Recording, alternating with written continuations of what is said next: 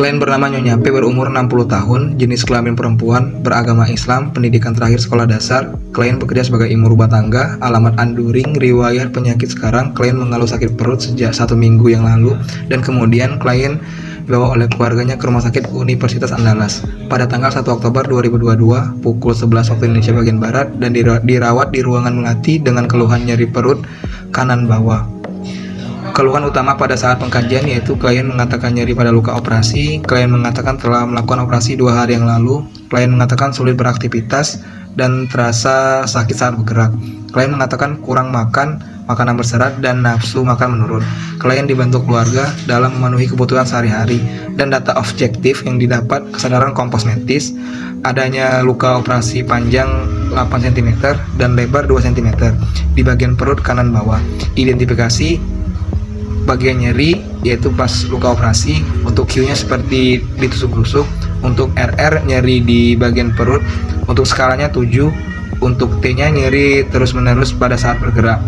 Wajah tampak pucat, klien tampak lemah, nafsu makan menurun, ekstremitas hangat, kemudian tekanan darah 120/90 mm/kg, nadi 80 kali per menit, pernapasan 19 kali per menit, suhu 37,6 derajat Celcius. Aktivitas dibantu oleh keluarga karena klien merasa sakit pada bekas luka operasi. Pemeriksaan laboratorium diperoleh adalah pemeriksaan labornya yaitu leukosit 8.300 mg, hemoglobin 10,2, eritrosit 5,4, hematokrit 31%.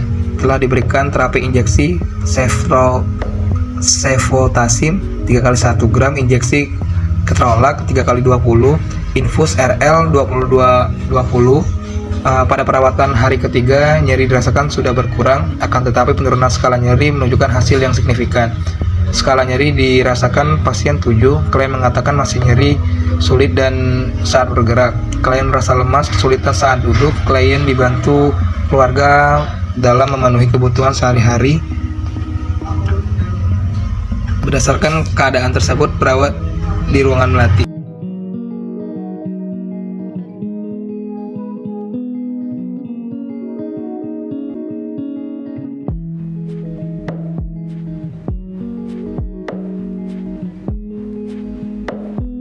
Assalamualaikum, selamat pagi Nas. Waalaikumsalam, selamat pagi. Ada yang bisa saya bantu? Saya ingin menyampaikan informasi bahwa pasien pada bed 5 atas nama Nyonya P berumur 60 tahun sudah 3 hari menjalankan perawatan di ruang melati di Rumah Sakit Universitas Andalas. Keadaan pasien saat ini masih mengeluh nyeri, skala nyeri yang tidak menunjukkan hasil signifikan. Skala nyeri yang dirasakan pada pasien yaitu 7, sulit saat beraktivitas, terasa sakit saat bergerak, dan klien merasa lemah. Klien mengatakan kurang makan, makanan yang berserat, dan tidak nafsu makan. Klien dibantu keluarga untuk memenuhi kebutuhan sehari-hari. Ekstremitasnya hangat, tekanan darah 120/90 mmHg, nadi 80 kali per menit, pernafasan 19 kali per menit, suhu 37 derajat Celcius. Pasien sudah mendapatkan terapi lanjut yaitu pemberian injeksi cefotaxime 3x1 gram, injeksi keterolac 3x20 mg, infus RL 20 tetes per menit. Keadaan tidak menunjukkan perubahan yang signifikan selama perawatan. Jadi, saya bermaksud untuk mengangkat kasus ini pada kegiatan diskusi refleksi kasus pada hari ini untuk mendapatkan solusi perawatan lanjut. Apakah Nurse Sekar, Nurse Azizah, Nurse Mahya setuju? Saya setuju sekali. Bisa segera diatur untuk persiapan pelaksanaan diskusi refleksi kasus pada pagi hari ini untuk Nurse Sekar, Nurse Indri, dan Nurse Mahya. Bagaimana? Saya juga sangat setuju sekali dengan kasus ini dapat diangkat dalam pembahasan diskusi refleksi kasus pada pagi hari ini agar dapat solusi yang terbaik dan pasien segera sembuh. Insya Allah untuk kegiatannya dilaksanakan pada pukul 10 pagi hari ini. Saya juga setuju dan akan saya catat untuk diskusi refleksi kasus kita pada pagi hari ini. Mengingat pasien sudah menjalani perawatan selama 3 hari di ruang melati, akan tetapi belum menunjukkan perubahan kondisi yang signifikan. Baik, langsung saja dipersiapkan. Saya tunggu informasi selanjutnya. Baik Nurse, saya permisi untuk rencana kegiatan pagi hari ini. Baik, silakan.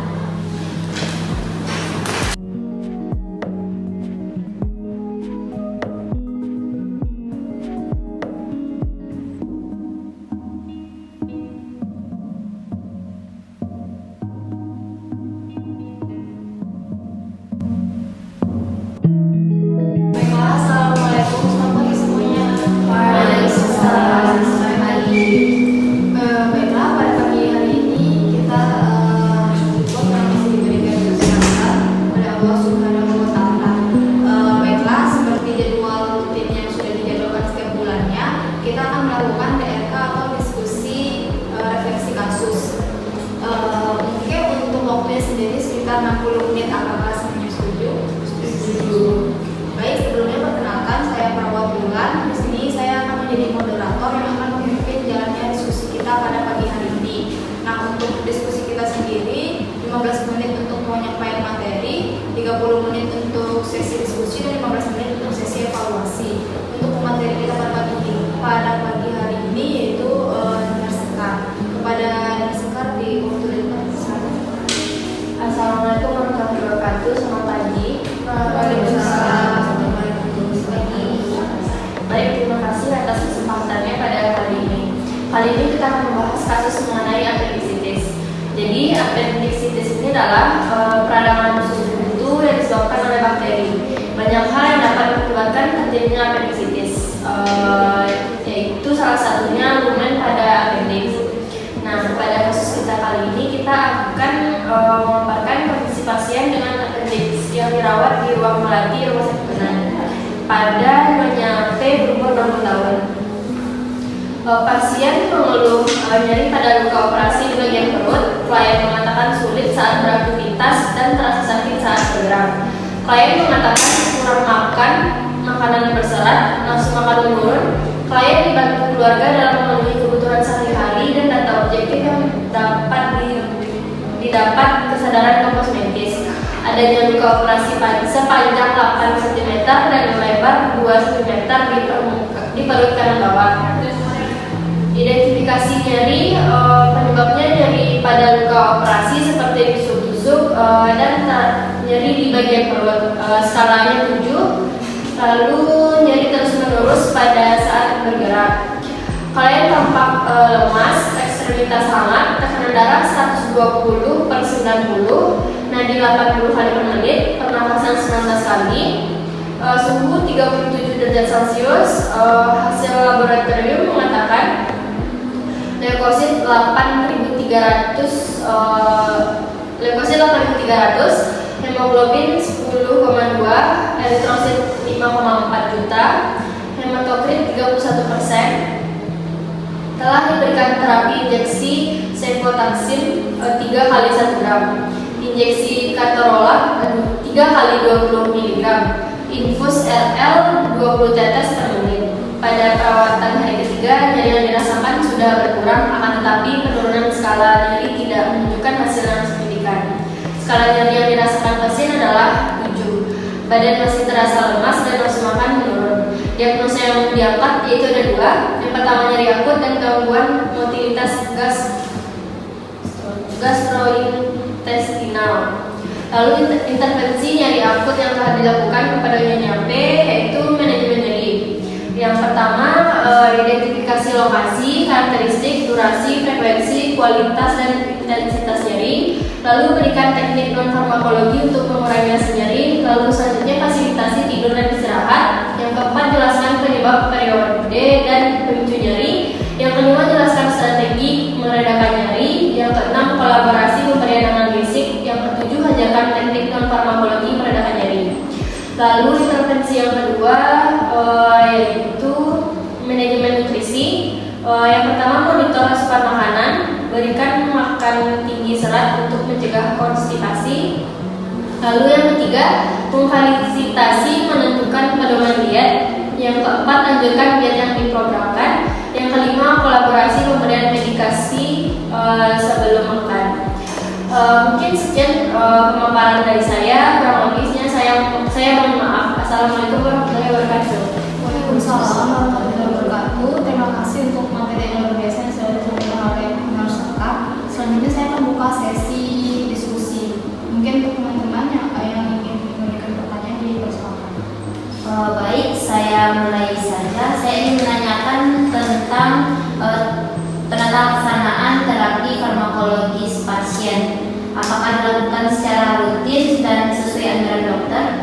Untuk terkait penata laksanaan farmakologi melalui injeksi, itu sudah sesuai dengan SOP dan sesuai dengan anjuran dokter.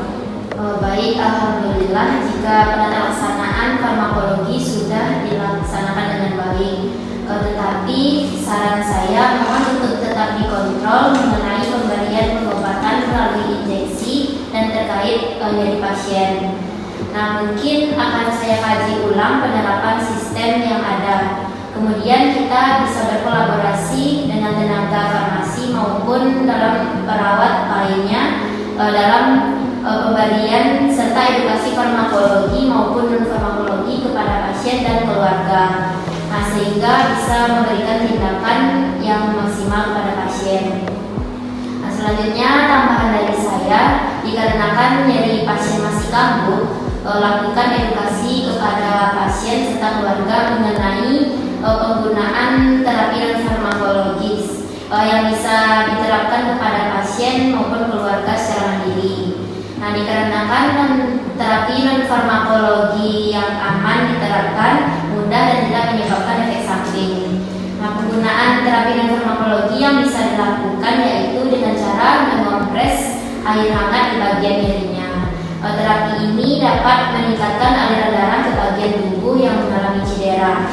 Nah, juga dapat membantu merilekskan otot yang mengalami kekakuan dan juga dapat mengurangi intensitas nyeri. Nah, saya kembalikan kepada Nas Ulan. Baiklah, terima kasih Nas Aziza atas pemaparannya. Mungkin pada teman-teman sejawat, apakah masih ada yang ingin ditanyakan? Saya ingin bertanya mengenai intervensi yang telah dilakukan tadi. Mengenai intervensi tadi, nutrisi pasien apakah sudah dikaji dan dilaksanakan? Mengenai pola makan yang dikonsumsi selama di ruang latih di rumah sakit UNAR, itu telah disediakan oleh pihak instansi gizinya dengan struktur makanan cair dan lunak. Untuk intervensi yang sudah dilaksanakan yaitu anjuran untuk mengkonsumsi makanan dengan porsi sedikit tetapi sering, kemudian lakukan tirak baring pada pasien. Baik, saya ingin memberikan saran berdasarkan pengalaman dan referensi jurnal yang sudah saya baca, yaitu untuk lebih ditingkatkan lagi mengenai edukasi makanan dan minuman yang dapat dikonsumsi oleh pasien. Antara lain, mungkin pasien bisa mengkonsumsi makanan yang bertekstur halus, contohnya seperti nasi tim atau bubur, sup, kaldu, labu, ataupun yogurt. Yang kedua, mungkin pasien bisa kita berikan makanan yang mengandung banyak nutrisi seperti karbohidrat, vitamin, mineral, dan zat besi seperti daging merah, ikan, telur, sayur-sayuran, dan buah-buahan. Lalu pasien juga kita kurangi konsumsi makanan cepat saji karena tidak mengandung serat. Lalu selanjutnya pasien juga bisa mengkonsumsi makanan yang banyak mengandung serat guna untuk mencegah timbulnya penyakit appendicitis ini. Nah, untuk edukasi makanan ini dapat kita lakukan pada saat discharge planning pada pasien dan keluarga. Salah satunya itu menjaga pemenuhan nutrisi yang baik pada pasien seperti yang sudah dijelaskan pada di dalam penelitian yang sudah dilakukan oleh Dr. Manik dan kawan-kawan yang menjelaskan bahwa pemenuhan nutrisi yang baik itu dapat menurunkan faktor resiko terjadinya appendicitis ini. Contohnya pada pola makan, gizi serat, dan higien makanan yang menjadi itu salah satu faktor resiko terjadinya appendicitis. Nah, untuk penelitian tersebut juga mengungkapkan bahwa dengan mengkonsumsi asupan makanan serat seperti sayur-sayuran dan buah-buahan itu adalah salah satu pemenuhan nutrisi yang baik pada pasien post-op appendicitis. Nah, dikarenakan makanan yang berserat ini dapat melancarkan feses di dalam usus sehingga terhindar dari konstipasi atau mencegah konstipasi pada pasien yang dapat menyebabkan penumpukan feses pada usus. Mungkin sekian saran dari saya. Kurang lebih mohon maaf, selanjutnya saya kembalikan kepada Nasrullah selaku fasilitator. Baiklah, terima kasih untuk saran dan masukannya dan rekomendasi